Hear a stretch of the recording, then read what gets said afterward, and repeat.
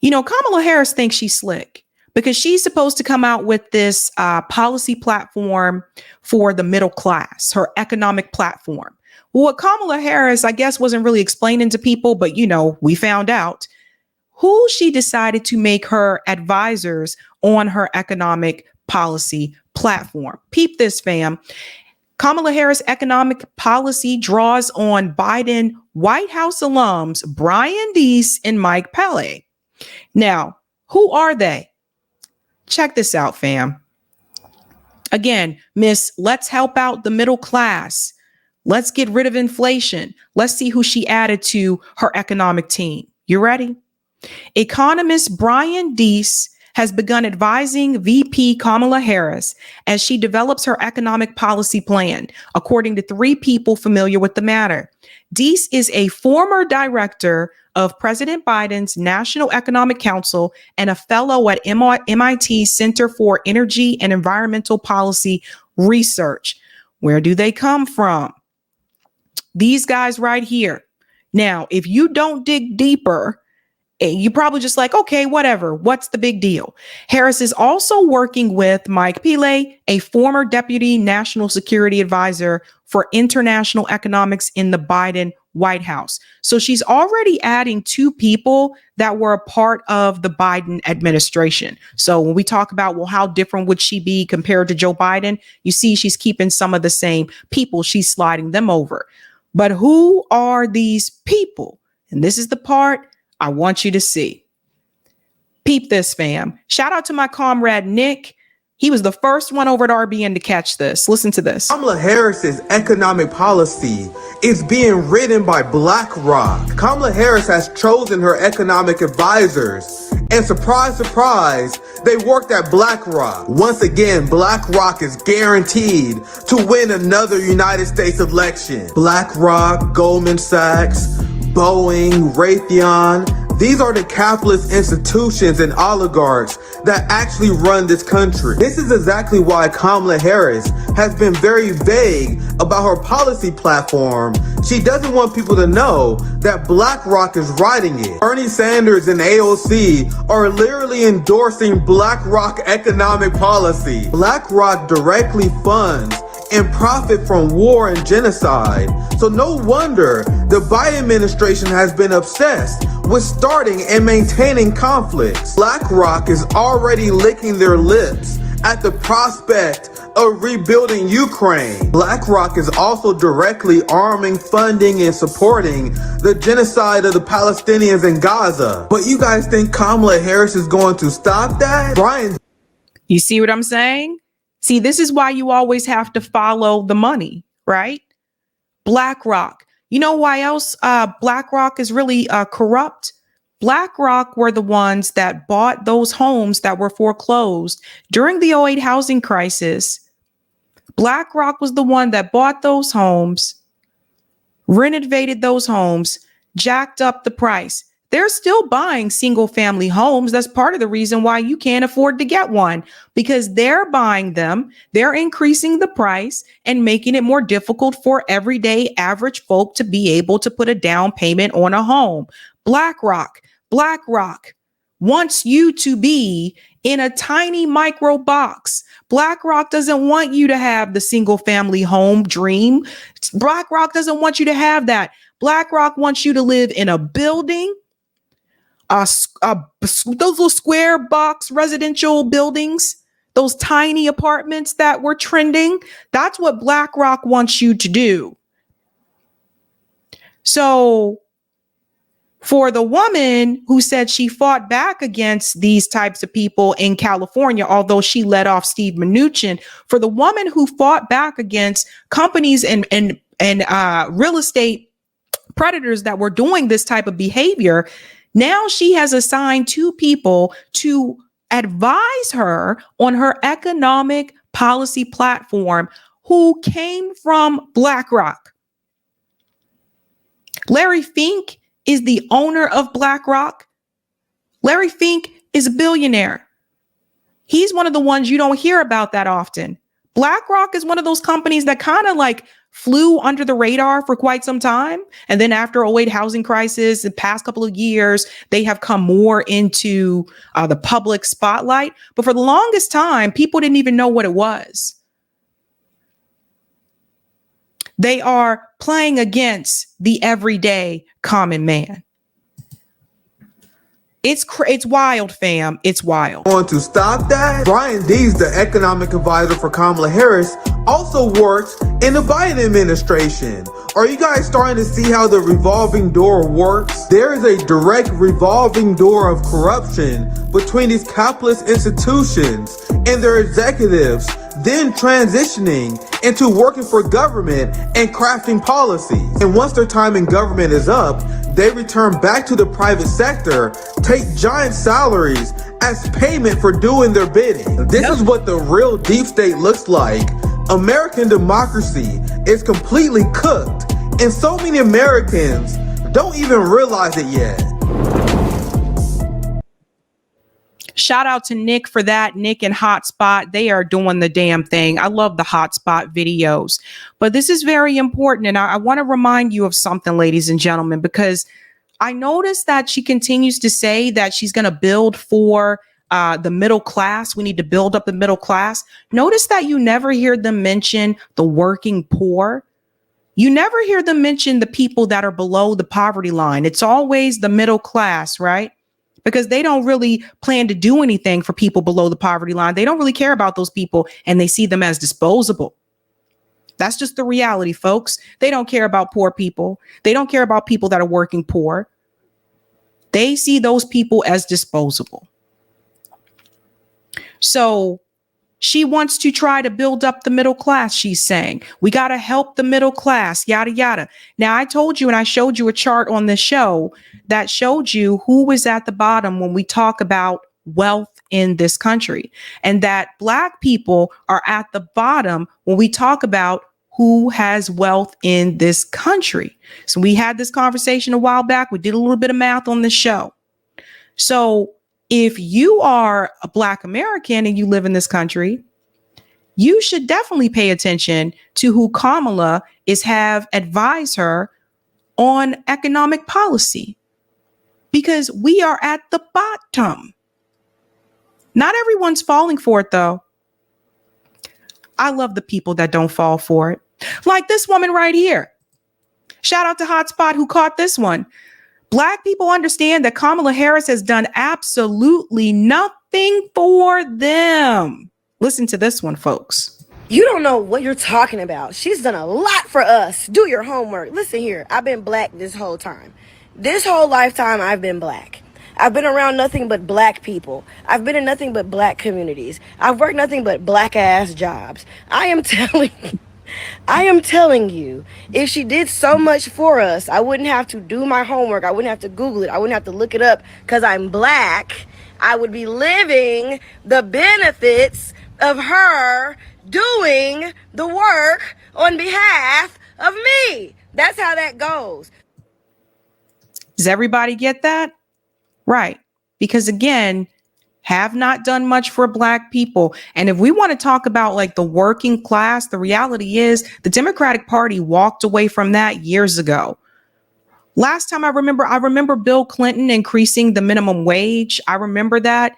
And then it seemed like the Democratic Party started to become the party of Wall Street, Goldman Sachs. You know, it's just like bringing in all these like big time investors, cozying up to Wall Street cats and the military industrial complex. So the Democratic Party walked away from the working class quite some time ago. And when we talk about economic platform for Americans, this whole thing of let's give people access to health care. Let's cut child poverty in half, and let's do that again. These things are the bare minimum. We should not have poverty in this country at all. This is a rich country. We should not have kids that are part of poverty at all. So when they said they cut child poverty in half, no child should be experiencing poverty in this country at all. You could cut all of it. If you decrease the military budget, you can get rid of all of it. The homelessness crisis increased by 25% under the Biden administration. Now, yes, the pandemic had some play in that, let's be honest, but at the same time, the response to let me give you just this little stimulus check and you'll be okay. Everybody knows if you live in paycheck to paycheck, that's just a Band-Aid on a wound, boo. If you want to actually heal the wound, you have to give people a thriving living wage. People need the opportunity to be able to have home ownership in this country. We have turned into a country of forever renters, and a lot of those people are Black. So think about that. They gave you, when I said they gave you crumbs and people were harsh on me and they said, Sabs, you just need to give them a break and thank them for something. These were people that have never been in an economic position where they had to struggle. These were people that have never been poor. These were people that don't live paycheck to paycheck. It's really easy to say that to people if you're a millionaire. It's easy to say that to people if you're a billionaire. George Takei from Star Trek, get off of Twitter, boo. George Takei is on Twitter telling people that he is upset that people don't want to support the Biden administration and don't want to support the Democratic Party and are complaining about economic issues in this country. But George Takei is rich. Same thing with Stephen King and Robert Reich and all these celebrity, peeps that are criticizing poor working class people because they're complaining about the economy. Always remember that and where people came. And even when you look at someone like a Kamala Harris, no, like she didn't grow up rich, but she wasn't poor either. Anytime your mom can move with you and your sister, and we're talking about single mom, can take you and your sister and you guys can move to Montreal and you get to attend one of the prestigious schools in Montreal, you weren't poor. Anytime you were able to turn around and go to Howard University is a private school, it's HBCU, it is private and it's expensive. My parents couldn't afford to send me to Howard. It's not like her mom didn't come here. See, think about these things now. When we talk about people struggling economically in this country, it's a different type of struggle when you are a PhD student and you are just poor. Because as a PhD student, you're going to be strapped for money for a little bit of time, probably 5 to 7 years, depending on how long it takes you to get that PhD. But typically here nowadays is 5 to 7 years.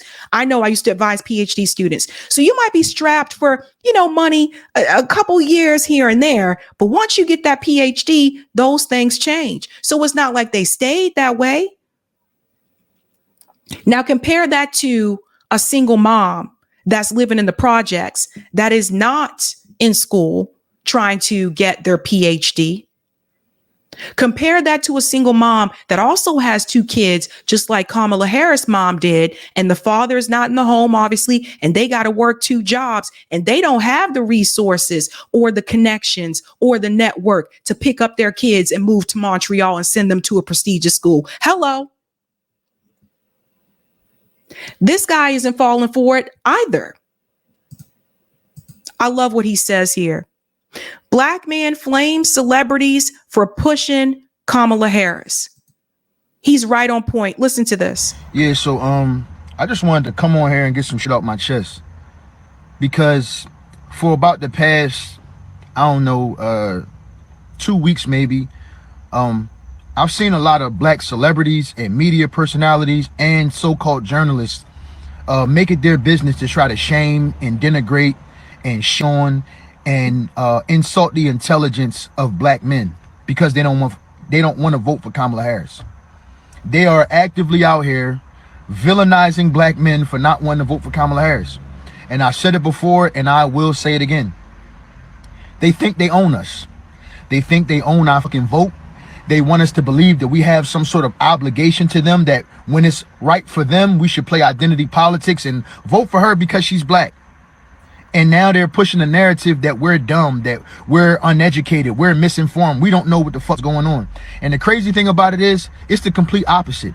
The people who are running away from Kamala Harris are the people who are informing themselves, who are researching, that actually know what the fuck is going on and just not letting themselves be told any goddamn thing. That's the reality of the situation.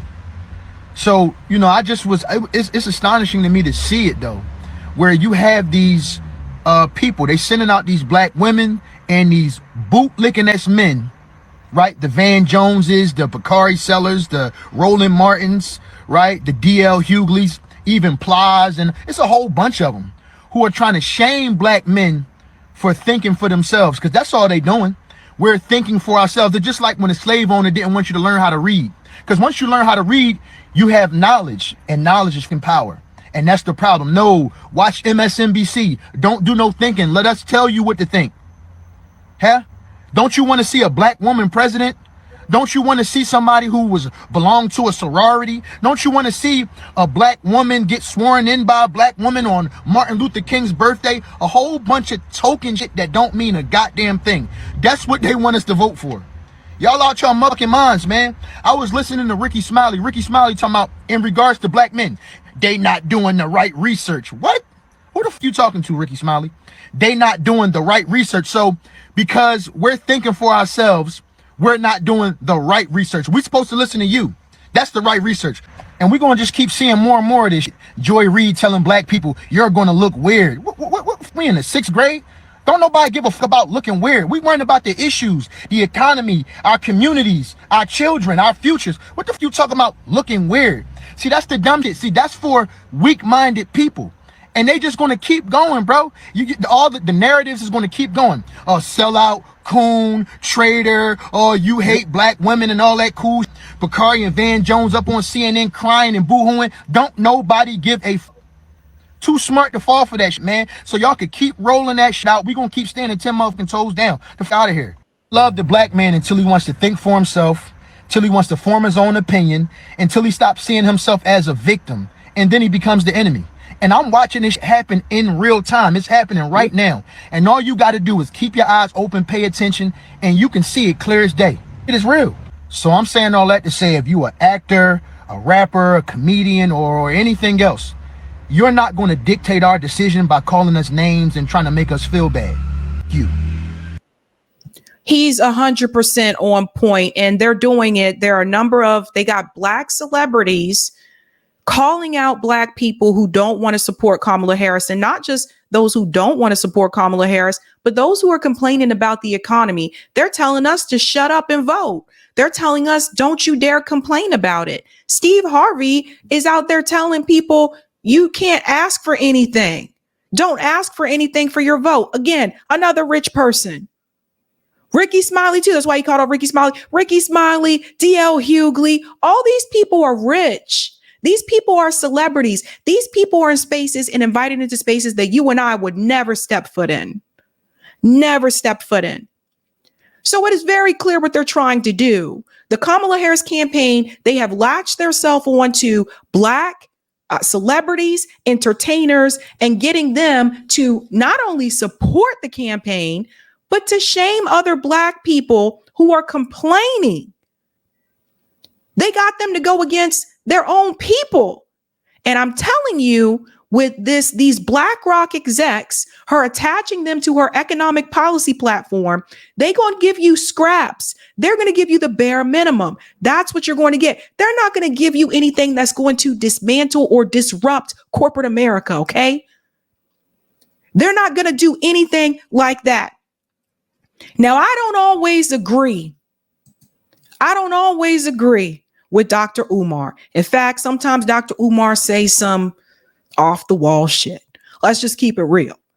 But I agree with him here. He also was telling you, what do you mean? You're not doing anything for us economically. Listen to this. We are the laughing stock of the United States. Don't you find it interesting that when political candidates want the black vote, they don't come and talk to you. They don't come and negotiate with you. They don't come and reason you. When a politician wants the black vote, they don't come and talk to you. They don't come and listen to you. Kamala Harris hasn't scheduled any listening sessions with the black community. Donald Trump hasn't scheduled any listening sessions with the black community. When they want the black vote, they send Meg Thee Stallion in to shake her ass. And I love my sister. I'm just using her as an example. When you want the black vote, you don't talk to them. Entertain them. They don't think. Black people want to be entertained. If you want the black vote, go send Meg Thee Stallion in and let her entertain them. Black people don't need to be talked to. Black people don't need to be negotiated with. Black people don't need to be listened to. Black people don't need to be reasoned. Send some rappers in to entertain them. You have to entertain the black vote out of the Negro community.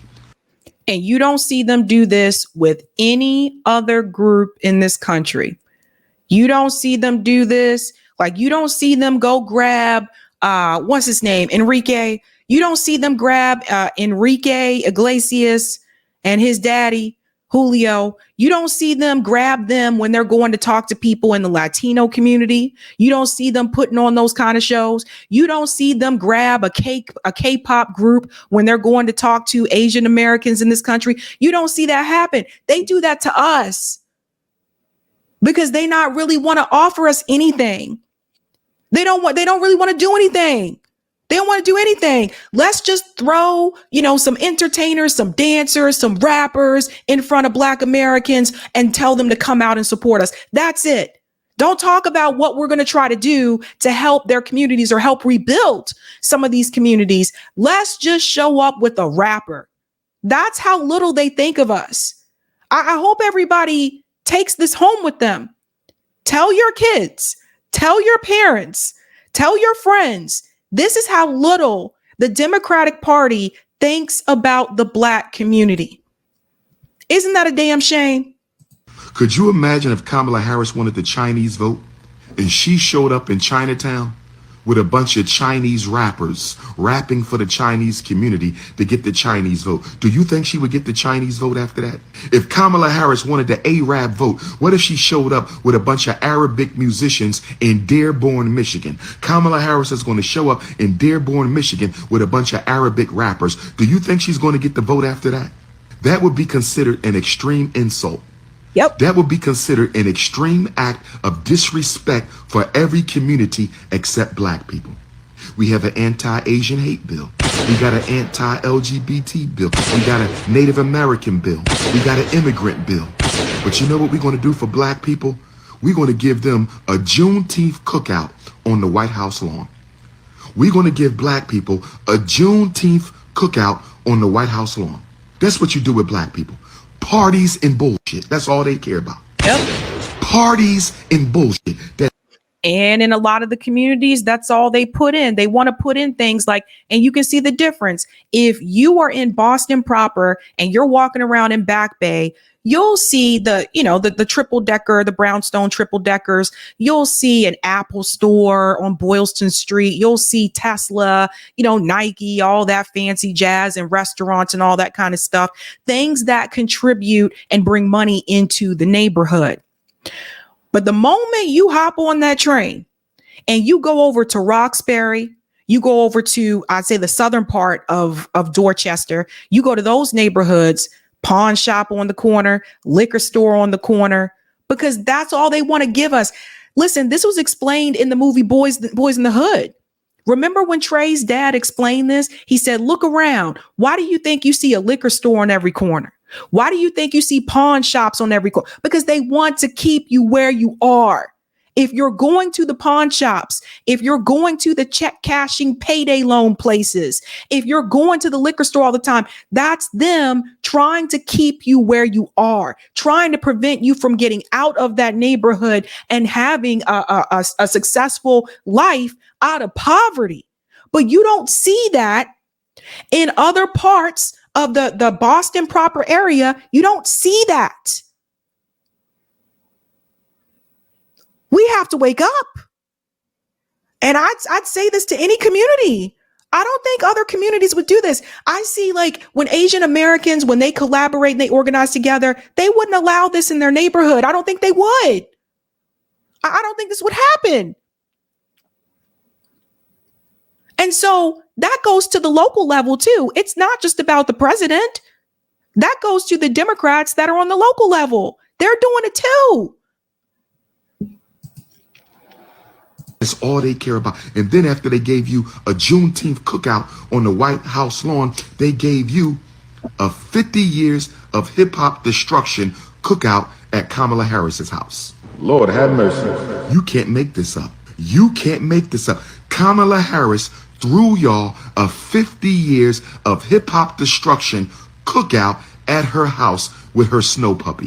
That's what she did for y'all. She didn't pass no laws. She didn't drop off no resources. She didn't build no institutions or industries in the black community. And this is the woman you're going to vote in. So does everybody see the problem now? Everybody see the problem? So just keep all of this in mind when she releases her economic policy platform. Oh, and by the way, they're watching us.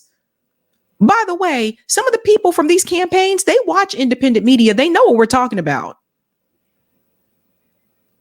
Now, when you see her release that economic policy platform, I want you to think about everything that I just showed you here. Because again, Black Americans are at the bottom when we talk about wealth.